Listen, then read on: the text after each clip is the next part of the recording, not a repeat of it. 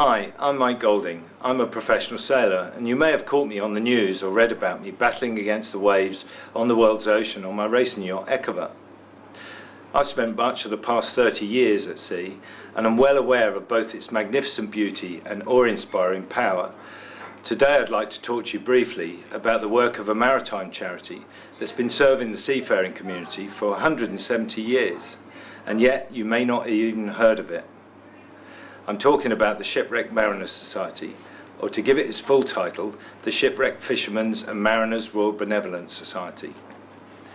Founded in 1839 following the disastrous loss of a fleet of fishing boats after a storm off the north coast of Devon, the society was formed to give financial support to survivors of shipwreck and the widows and orphans of those tragically lost at sea off the coast of Britain.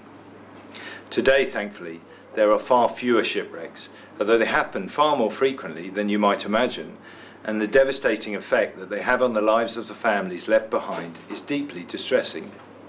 As you may be aware, it's not unheard of for a fishing community to have a number of generations from the same family lost in a single tragedy. Today, the Shipwrecked Mariners is extremely active in supporting those merchant seafarers who have often risked their lives over many years to ensure that we all enjoy the food and everyday commodities that make our lifestyles so comfortable. It's a fact that we simply don't appreciate the perils faced by those who work at sea, but although I love it in all its facets, I for one have the utmost admiration for what they do and the risks they face.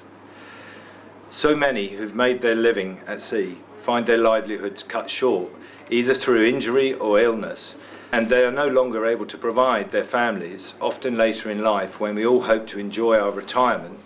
For ex-seafaring families, their standard of living can be amongst the lowest in the country.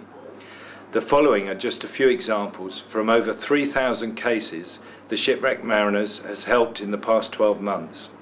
Having suffered a heart attack in 2000 and a stroke in 2002, a 62-year-old ex-mariner is now receiving treatment for asbestosis and spinal cancer. The Society was able to purchase a special recliner chair to enable him to spend more time in the company of his wife, rather than being bedridden for much of the time. In another case, a 43-year-old fisherman who lost an arm as a result of a winch accident at sea. His personal circumstances deteriorated and he had to move to temporary accommodation. When he was given a council flat, the Shipwrecked Mariners were able to assist in equipping it.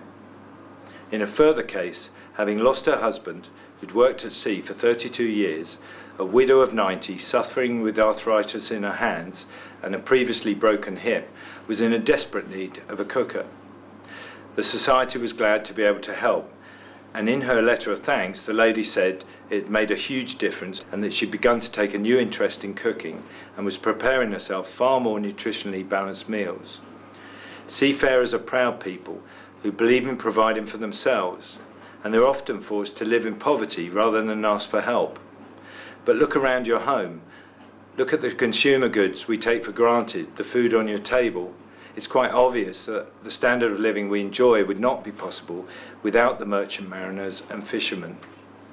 Every year the Shipwrecked Mariners Society pays out grants totalling nearly £2 million in around 3,000 cases of need, and each year the Society receives on average over 600 new applications for assistance.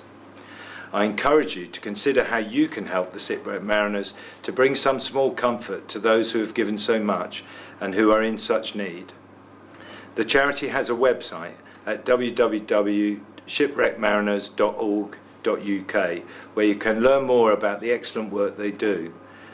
Make an online donation, request a catalogue for their quality Christmas cards and everyday charity cards, which form the basis of the Society's only national fundraising appeal.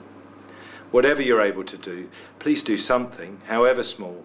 It will make a real difference. Contact the Shipwrecked Mariners Society at 1 North Pallant, Chichester, PO19 1TL.